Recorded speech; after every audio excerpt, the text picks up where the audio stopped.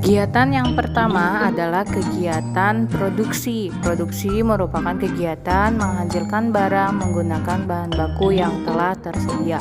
Orang yang melakukan produksi disebut dengan produsen.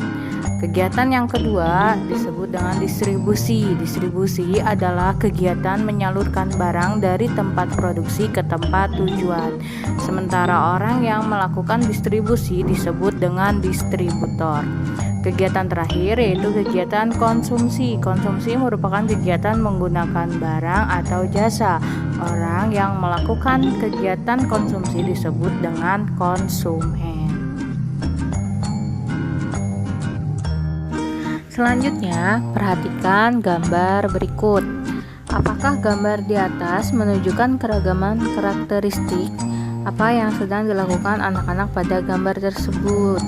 Nah, gambar tersebut menunjukkan keragaman karakteristik. Di antaranya ada anak yang berkulit putih dan berkulit hitam, ada yang berambut lurus dan berambut ikal. Yang dilakukan oleh anak-anak tersebut adalah bermusyawarah. Bagaimana cara kamu menyikapi keberagaman karakteristik di sekolahmu? Caranya dengan menghargai dan menghormati teman yang berbeda agama, suku, asal daerah, ciri fisik, dan yang lainnya. Kita harus berteman dengan siapa saja, tidak membeda-bedakannya. Simaklah cerita berikut.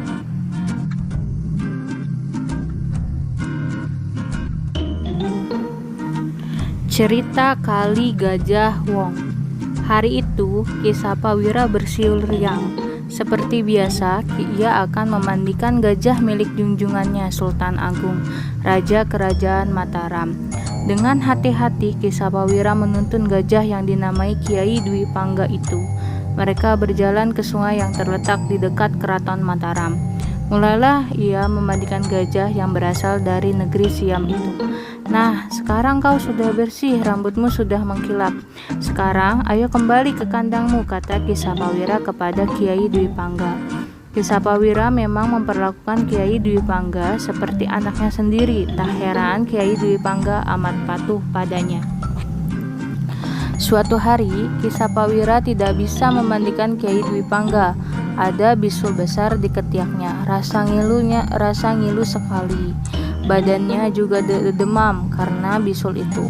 Ia meminta tolong pada adik iparnya, Ki Kertipejok, untuk menggantikan memandikan Kiai Dwi Pangga. Kerti, tolong aku ya, aku benar-benar tak bisa bekerja hari ini, kata Ki Sapawira. Tenang Kang, aku pasti akan membantumu, tapi tolong beritahu bagaimana caranya supaya gajah itu menurut padaku. Aku takut jika nanti ia marah dan menyerangku, jawab Ki Kertipejok. Biasanya kalau ia mulai gelisah, pantatnya aku tepuk-tepuk, lalu aku tarik ekornya. Nanti ia akan kembali tenang dan berendam sendiri di sungai. Kau tinggal membandikannya, jelas Ki Sapawira. Ki Kertipejok mengangguk-ngangguk, tanda mengerti. Ia lalu berangkat ke sungai untuk memandikan Kiai Dwi Pangga. Sepanjang perjalanan, Ki Kertipejok mengajak Kiai Dwi Pangga mengobrol. Ia juga membawa buah-buahan sebagai bekal dalam perjalanan. Gajah gendut, kau mau makan kelapa? Tanyanya sambil melemparkan sebutir kelapa kepada Kiai Dwi Pangga. Kiai Dwi Pangga menangkap kelapa itu dengan belalainya. Dengan mudah ia memecah kelapa itu dan memakannya. Sekarang kau sudah kenyang kan? Ayo jalan lagi, kata Ki Kertipejok sambil memukul pantat Kiai Dwi Pangga.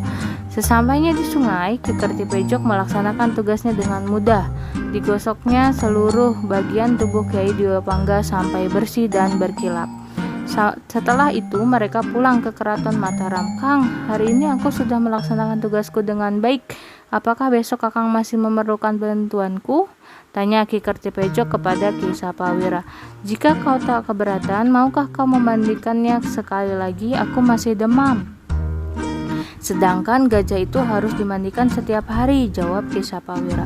Baik Kang, aku tidak keberatan, toh gajah itu sangat penurut, jadi aku tak kesulitan saat memandikannya, kata Ki Kertipejok. Terima kasih Kerti, lusa aku pasti sudah sembuh, kau akan bebas dari tugas ini, kata Ki Sapawira. Keesokan harinya, Ki Kertipejok menjemput Kiai Dwi Pangga. Pagi itu hujan turun rintik-rintik tapi sepertinya tak akan bertambah deras. Di sungai Ki Kertipejok bimbang karena dilihatnya air sungai sedang surut. Wah, airnya dangkal sekali, mana bisa gajah ini berendam? Aku sendiri saja tak bisa, apalagi gajah yang besar, pikirnya dalam hati. Gajah gendut, kita cari sungai yang lain saja. Sungai ini dangkal, kau tak akan bisa berendam di sini. Ki Kertipejok menuntun Kiai Dwi Pangga ke hilir sungai. Di situ air tampak tinggi dan aliran juga cukup deras. Nah, di sini sepertinya lebih asik. Ayo sana masuk, berendamlah. Aku akan menggosok punggungmu dengan daun kelapa ini, kata Ki Kertipejok sambil memukul pantat Kiai Dwi Pangga. Sambil membandingkan Kiai Dwi Pangga, Ki Kertipejok berpikir dalam hati, sebaiknya aku beritahu Kakang untuk membandingkan gajahnya di sini. Di sini airnya lebih dalam, arusnya juga lebih cukup deras. Aneh, kok selama ini Kanjeng Sultan Agung tak tahu keberadaan sungai ini ya? Saat ia sibuk berbicara sendiri, tiba-tiba dari arah hulu datanglah banjir bandang yang sangat besar. Banjir itu datang dengan sangat cepat. Ki Kertipejok dan Kiai Dwi Pangga bahkan tak menyadarinya. Dalam sekejap, mereka terhempas dan terbawa arus. Tolong, tolong, teriak Ki Kertipejok. Tapi tak ada yang mendengar. Sungguh menyedihkan nasib Ki Kertipejok dan Kiai Dwi Pangga. Mereka terseret arus dan hanyut sampai ke laut selatan. Sungguh sangat disayangkan. Mereka binasa dalam keganasan banjir bandang itu. Ki Kertipejok tak tahu bahwa selama ini Sultan Agung memang melarang para abdinya memandikan gajah di hilir sungai, karena ia tahu bahwa bahaya bisa datang sewaktu-waktu di sana.